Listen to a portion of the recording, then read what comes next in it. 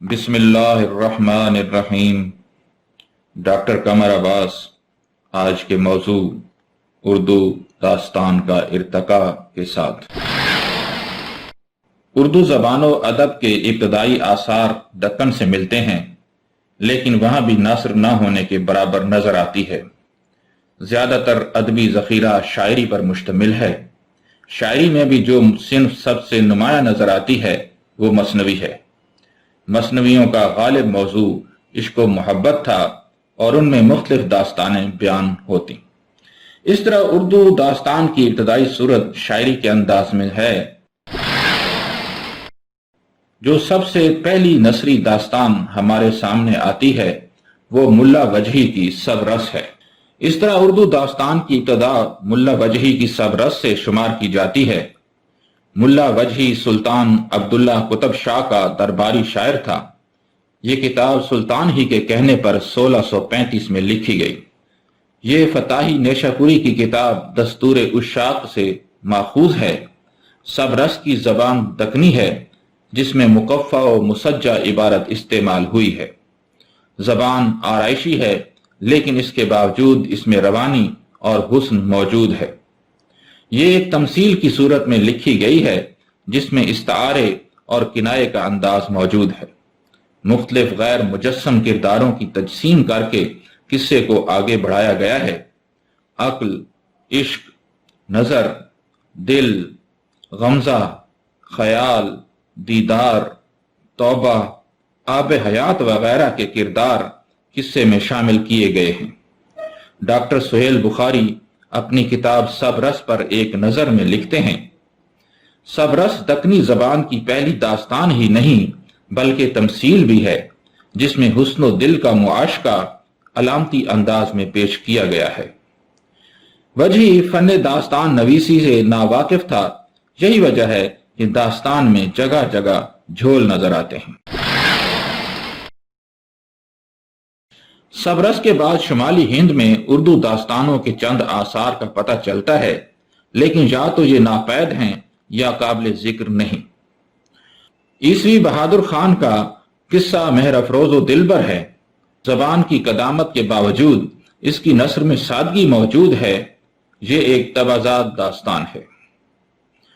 उर्दू दास्तान नवीसी की एक अहम कड़ी अता हुसैन खान तहसीन की नौ तर्ज मुरस्सा है, जो फारसी किस्सा चहार दरवेश का उर्दू नसरी तर्जमा है। इसका साल तसनीफ गैर वाज़ेह है। 1776 से 1797 के दरमियान की तसनीफ बताया जाता है।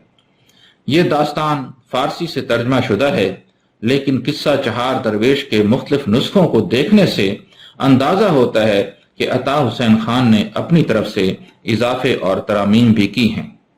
नौ तर्ज मुरस्सा की जबान में काफी इबारत आराई से काम लिया गया है। जबान मुकफ़ा व मुसज्जा है, ताकीद लफ्जी मौजूद है और दकीक अल्फाज इस्तेमाल किए गए हैं। सनाए बदाए की कसरत है, मतरूक मुहावरात और अल्फाज का इस्तेमाल किया गया है। दकीक जबान और दीगर वजूहात की बिना पर इस किताब को भी मकबूलियत ना मिल सकी। अलबत्ता बागो बहार का माखज होने की वजह से इसको अहमियत दी जाती है। नौ आईने हिंदी अल मारूफ बे किस्सा मलक मोहम्मद अफरोज गीती।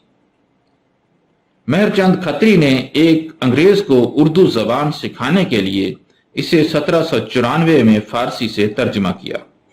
इस किस्से की खूबी यह है कि इसकी जबान काफी हद तक सादा और रवां है। अलबत्ता मुतरजिम का रुझान इबारत आराई की तरफ नजर आता है। लेकिन ये किताब क्योंकि जबान सिखाने की गर्ज से लिखी गई थी, इसलिए इसकी जबान जानबूझकर आसान रखी गई है। यही चीज इसे इससे कबल की दास्तानों से मुमताज करती है। फोर्ट विलियम कॉलेज उर्दू के दास्तानवी अदब में अहम तरीन मकाम रखता है। दरअसल अंग्रेजों को निज़ाम हुकूमत चलाने के लिए यहाँ की मकामी जबानें सिखाने की जरूरत महसूस की गई। लॉर्ड वेल्जली ने कलकत्ता में फोर्ट विलियम कॉलेज के कयाम के अहकामात जारी किए और हुक्मनामे पर सरंगापट्टम की फतह की तारीख 4 मई 1800 डाली गई। जहां पर उर्दू, अरबी, فارسی، بنگالی، تامل اور دیگر زبانوں کی تدریس شروع کر دی گئی۔ مختلف زبانوں کی تدریس و تصنیف کے لیے ملازمین بھرتی کیے گئے۔ چیف منشی، سیکنڈ منشی، ماتحت منشی کے عہدوں پر مقامی لوگ رکھے گئے۔ ڈاکٹر جان گلکرسٹ کو شعبہ ہندوستانی کا سربراہ مقرر کیا گیا۔ ڈاکٹر گلکرسٹ خود بھی ایک قابل شخص تھے۔ ان کو ہندوستانی زبانوں میں کافی مہارت حاصل تھی۔ وہ انگریزی، اردو لغت اور ہندوستانی گرامر بھی تصنیف کر چکے تھے۔ اس سے پہلے دکن اور شمالی ہند میں جو نثری تصانیف لکھی گئی تھیں وہ زیادہ تر مذہبی نوعیت کی تھیں۔ ڈاکٹر جان گلکرسٹ نے اردو کے قابل لوگوں کو اکٹھا کر کے ان کے ذمے مختلف نوعیت کے تصنیفی منصوبے لگائے۔ یہاں مختلف موضوعات پر کافی کتابیں لکھی گئیں جن میں زیادہ تر داستانیں شامل ہیں۔ فورٹ ولیم کالج میں جو داستانیں ترجمہ یا تصنیف کی گئیں ان میں زیادہ تر کی زبان سادہ تھی۔ اس کی بنیادی وجہ یہ تھی کہ یہ داستانیں ایک غیر قوم کو زبان سکھانے کی غرض سے لکھی گئی تھیں، اس لیے زبان کو سادہ رکھنے کی خصوصی ہدایت کی گئی۔ لیکن زبان کی سادگی کے ساتھ ساتھ ان میں سے اکثر دیگر زبانوں سے ترجمہ شدہ ہیں، اس لیے ان میں ان زبانوں کی ادبی خصوصیات بھی موجود ہیں۔ ان داستانوں کا نہ صرف اردو نثر کے ارتقاء میں اہم مقام ہے بلکہ یہ اردو داستان کی صنف کے حوالے سے بھی بے حد اہمیت رکھتی ہیں۔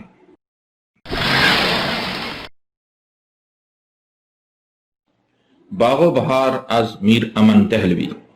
میر امن دلی کے رہنے والے تھے۔ گلکرسٹ کے کہنے پر فورٹ ولیم کالج میں ملازمت کی۔ ان کی یہاں مقبول ترین کتاب باغ و بہار ہے جو انہوں نے 1802 میں لکھی۔ یہ دراصل قصہ چہار درویش کا ترجمہ ہے۔ میر امن نے عطا حسین خان کے ترجمہ نو طرز مرصع کو سامنے رکھ کر یہ داستان لکھی۔ اس داستان کی سب سے بڑی خوبی اس کی سادہ مگر دلکش نثر ہے۔ اس میں انہوں نے دلی کی روزمرہ زبان کو استعمال کیا ہے اور دلی کی تہذیب و معاشرت کو زندہ کر دیا ہے۔ پروفیسر وقار عظیم باغ و بہار کے حوالے سے لکھتے ہیں، میر امن کے طرز بیان میں ایک خصوصیت یہ ہے کہ ان کے قصے کو جہاں سے چاہے پڑھ لیجئے، اس میں یہی سادگی، یہی روانی، یہی سلاست و فصاحت، حلاوت اور گھلاوٹ اور یہی وقار ملے گا۔ آرائش محفل از حیدر بخش حیدری۔ آرائش محفل یعنی قصہ حاتم طائی کا شمار بھی یہاں کی اہم داستانوں میں ہوتا ہے۔ یہ داستان بھی فارسی سے ترجمہ شدہ ہے۔ اس میں حاتم طائی کے 7 اسفار کا حال تفصیل کے ساتھ بیان کیا گیا اور اس کی سخاوت کو موضوع بنایا گیا ہے۔ اس داستان کی خصوصیت حیدری کا خوبصورت انداز بیان ہے۔ اگرچہ اس کی زبان میں سادگی ہے لیکن اس کے ساتھ زبان و بیان کے ذرائع کا استعمال کر کے نثر کو رنگین بنایا گیا ہے جس سے اس میں دلکشی آ گئی ہے۔ طوطا کہانی از حیدر بخش حیدری۔ یہ بھی حیدری کی تصنیف ہے جس میں ایک مشہور داستان کو اردو کا روپ دیا گیا ہے۔ حیدری کا مخصوص انداز بیان اس داستان کو خوبصورت بناتا ہے۔ اس داستان میں مقامی ہندی عناصر اور روایات موجود ہیں، اس لیے اس کی نثر پر بھی ہندی اثرات نمایاں نظر آتے ہیں۔ اس کے علاوہ حیدر بخش حیدری کی دیگر داستانیں قصہ لیلا مجنوں اور قصہ مہر و ماہ ہیں جو انہوں نے فورٹ ولیم کالج میں تصنیف کی۔ مذہب عشق از نہال چند لاہوری۔ نہال چند لاہوری نے مذہب عشق کے نام سے قصہ گل بقولی کا ترجمہ کیا۔ اس کتاب کی زبان سادہ ہے لیکن کہیں کہیں مسجع فکرے اور دقیق ترکیبیں بھی استعمال ہوئی ہیں جس سے زبان میں ناہمواری آ جاتی ہے اور اس کی سلاست مجروح ہوتی ہے۔ نثر بے نظیر از میر بہادر علی حسینی۔ یہ میر حسن کی مثنوی سحر البیان کا نثری خلاصہ ہے۔ حسینی نے شروع میں اس قصے کو عام بول چال کی زبان میں لکھا اور بعد میں اسے ان کے بقول ادبی زبان میں لکھا۔ یہی وجہ ہے کہ اس کی زبان سادہ نہیں اور اس کی روانی میں بھی خلل پیدا ہو جاتا ہے۔ بیتال پچیسی از مظہر علی ولا۔ یہ بنیادی طور پر ہندی الاصل کہانی ہے جو سنسکرت زبان میں لکھی گئی۔ فورٹ ولیم کالج میں مظہر علی ولا نے للو لال جی کی معاونت سے اسے اردو زبان کا روپ دیا۔ بیتال بھوتوں کی اس نوع کو کہتے ہیں جو انسانی لاشوں میں بستے ہیں۔ بیتال پچیسی میں کل 25 کہانیاں استعمال کی گئی ہیں جو بیتال بکر ماجید کو سناتا ہے۔ اس کہانی میں ہندی الفاظ کثرت کے ساتھ استعمال کیے گئے ہیں، یہی وجہ ہے کہ یہ ہندی زبان کے قریب تر ہے۔ قصہ مادھو نل و کام کندلا از مظہر علی ولا، یہ قصہ بھی ہندی الاصل ہے اور اسے مظہر علی نے للو لال جی کے ساتھ مل کر لکھا۔ اگرچہ اس کتاب میں سادہ اردو زبان کے استعمال کے ساتھ فارسی اور عربی کے مسجع فقرے بھی استعمال کیے گئے ہیں، لیکن اس پر ہندی روایات اور اسالیب کا غلبہ ہے۔ سنگھاسن بتیسی از کاظم علی جوان و للو لال جی، یہ قصہ بھی ہندی سے اردو کے قالب میں ڈھالا گیا ہے۔ اس میں راجہ بھوج کو راجہ بکرم کے تخت کی 32 پتلیاں 32 کہانیاں سناتی ہیں۔ اس کی زبان انتہائی سادہ ہے جس میں تصنع موجود نہیں، البتہ ہندی الفاظ کی زیادتی ہے جس کی وجہ سے زبان میں ایک طرح کی مٹھاس پیدا ہو گئی ہے۔ داستان امیر حمزہ از خلیل علی خان اشک، داستان امیر حمزہ عالمی شہرت کی حامل ایک طویل داستان ہے۔ فورٹ ولیم کالج میں اسے خلیل علی خان اشک نے 4 جلدوں میں ترجمہ کیا جس کو کافی مقبولیت ملی۔ اس کے بعد اس کے کئی ترجمے ہوئے۔ شکنتلا از کاظم علی جوان، کاظم علی جوان نے مشہور ہندی ناٹک کا ترجمہ کیا ہے اور اسے داستان کا روپ دیا ہے۔ فورٹ ولیم کالج میں اس کے علاوہ بھی چھوٹی بڑی داستانیں لکھی گئیں۔ اس کالج نے نہ صرف اردو نثر کے ذخیرے کو داستانوں سے مالا مال کر دیا بلکہ اردو نثر کو ایسی بنیادیں فراہم کر دیں جس سے تھوڑے عرصے میں ہی یہ اردو نظم کا مقابلہ کرنے لگی۔ فورٹ ولیم کالج سے باہر بھی اردو کی بہت اہم داستانیں لکھی گئیں۔